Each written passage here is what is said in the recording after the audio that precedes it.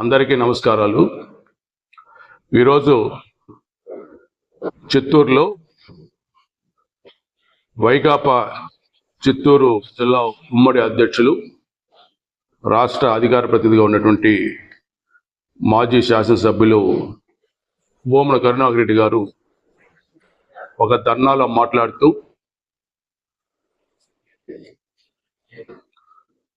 Vaikapa party పేదల party అని, పేదలను పెద్ద ఎత్తున ఆదుకున్న పార్టీ అని చెప్పి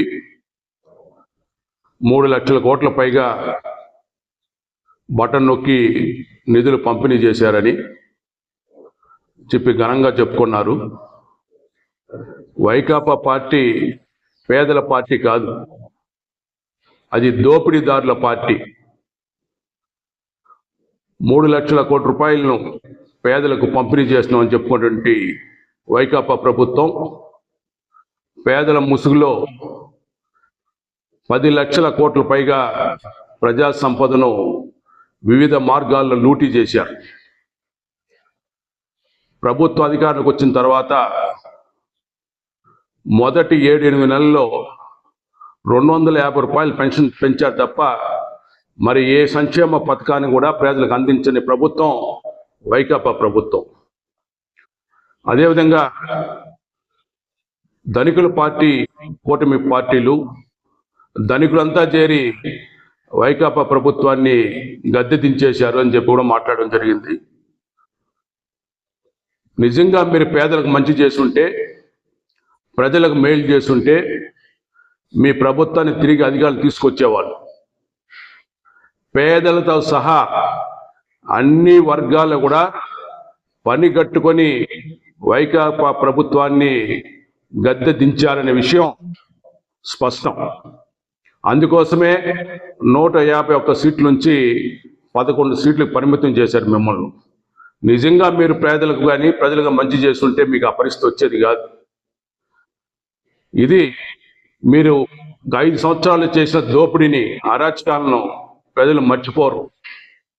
మీ పరిపాలన ప్రజలు అంగీకరించలేదు. అందుకే కూటమికి 93% సీట్లు మరి అప్పగించారు రాష్ట్ర ప్రజలు. అదేవిధంగా కూటమి ప్రభుత్వం వైకాపా నాయకులపైన కచ్చగట్టి వ్యవహరిస్తూ ఉంది. కేసులు పెట్టి జైలు పంపించేస్తున్నారు. అయినా మేము బెదరం, మేము జగన్ వారసులం, ఎదుర్కొంటాం అంటున్నారు. నేను ఒకటే స్పష్టం చేస్తున్నాం, కూటమి పార్టీలు కానీ కూటమి ప్రభుత్వం కక్ష సాధింపులకు పాల్పడే ప్రభుత్వం కాదు. నిజంగా కక్ష సాధింపులు పాల్పడే ప్రభుత్వం అయితే ఈ పార్టీకి దోపిడీ చేసిన వాళ్ళందరూ కూడా, బరి తెగించిన నాయకులందరూ కూడా ఎక్కడుండే వాళ్ళు ఒకసారి అర్థం చేసుకోవచ్చు.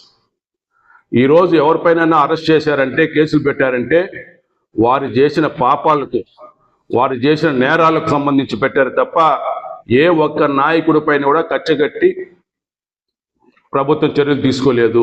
ప్రశ్నించే వారిపైన కూటమి ప్రభుత్వం ఎప్పుడు చర్య తీసుకోదు. మీరు వైకాపా ప్రభుత్వం రోడ్డు మీదకి వచ్చి ధర్నాలు చేసిన, అదేవిధంగా ప్రశ్నించిన, సోషల్ మీడియా పోస్టులు పెట్టినా అక్రమంగా అరెస్ట్ చేసి, అర్ధరాత్రి అరెస్టులు చేసి, బెడ్రూమ్లు దూరి అరెస్టులు చేశారు. అటువంటి పని కూటమి ప్రభుత్వం ఎప్పుడు చేయలేదు, చేయబోదు కూడా. ఈరోజు వంశీ గారి పైన కేసు పెట్టారు. వంశీ ఏమైనా నీతిమంతుడా? ఒకసారి మీరు గుండెల మీద చేసుకుని చెప్పండి. ఆయన చేసిన నేర సామ్రాజ్యాన్ని మీకు తెలుసు, ఆయన చేసిన నేరాలని మీకు తెలుసు. అందుకే మీరు ఈరోజు ఆయన పూర్తిగా వెనకేసుకోలేకపోతున్నారు.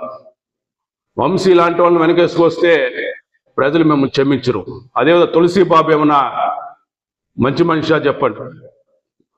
ఏ ఒక్క నాయకుడి పైన కూడా, మంచి నాయకుల పైన రాజకీయ కక్షలతో కూటమి ప్రభుత్వం చర్యలు తీసుకోలేదు. ఇది మేము మరొకసారి స్పష్టం చేస్తున్నాం. ప్రశ్నించే వారిని కానీ, ప్రభుత్వ విధానాలను విమర్శించే వారిని ఎప్పుడు కూడా కూటమి ప్రభుత్వం అణచివేత చర్యలు పాల్పడదని మొత్తం తెలియజేసుకుంటూ, అదేవిధంగా ఈరోజు చిత్తూరు నగరంలో కూడా అభివృద్ధి లేదు అంటున్నారు. మీరు వచ్చింది ఈరోజు చిత్తూరు నియోజకవర్గంలో, నగరంలో అభివృద్ధిని అడ్డుకోవడం కోసం వచ్చినట్టు అనిపిస్తూ ఉంది. మీరు ఈరోజు గౌరవ శాసనసభ్యులు జగన్మోహన్ రెడ్డి గారు పేదల పక్షపాతి. ఆయన ఏ విధంగా పేదల కోసం, పేదల సంక్షేమం కోసం కార్యక్రమాలు చేశారో ఈ నియోజకవర్గ ప్రజలతో పాటు జిల్లా ప్రజలకు అందరూ కూడా తెలుసు. ఈరోజు చిత్తూరు నియోజకవర్గంలో, చిత్తూరు నగరంలో అభివృద్ధి కార్యక్రమాలు పరుగులు తీస్తూ ఉన్నాయి. ఈరోజు కలెక్టర్ ఆఫీస్కి వెళ్ళే ఫారెస్ట్ పక్కన రోడ్ను గత కూటమి ప్రభుత్వం మంజూరు చేస్తే మీరు నిలిపేశారు. ఈరోజు అదే రోడ్ను మళ్ళీ ప్రారంభం చేస్తున్నారు, పనులు జరుగుతూ ఉన్నాయి. అదేవిధంగా హై రోడ్లు విస్తరణ కార్యక్రమాలు జరుగుతున్నాయి. ఎక్కడా కూడా అభివృద్ధి కార్యక్రమాలు చేయడంలో చిత్తూరు ఎమ్మెల్యే ముందుంటారు తప్ప ఎవరిని కడుపు కొట్టేటువంటి మనస్తత్వం కలిగిన వ్యక్తి కాదు. పేద ప్రజలు నిజంగా అన్యాయం జరుగుతుంటే ముందు నిలబడి వారికి సహాయం చేసే వ్యక్తి తప్ప ఎవరి కడుపు కొట్టడం కానీ సంబంధం లేదు.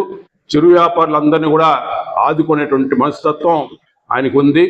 ఎవరికైనా నిజంగా సమస్యలు ఉంటే మరి ఎమ్మెల్యే గారు చూసి తీసుకెళ్తే పరిష్కారం చేసేందుకు కూడా అవకాశం ఉంటాయి తప్ప మీరు రాజకీయ ముసుగులో అభివృద్ధిని అడ్డుకోవడం మంచి పద్ధతి కాదని ఈ సందర్భంగా తెలియజేస్తున్నాం.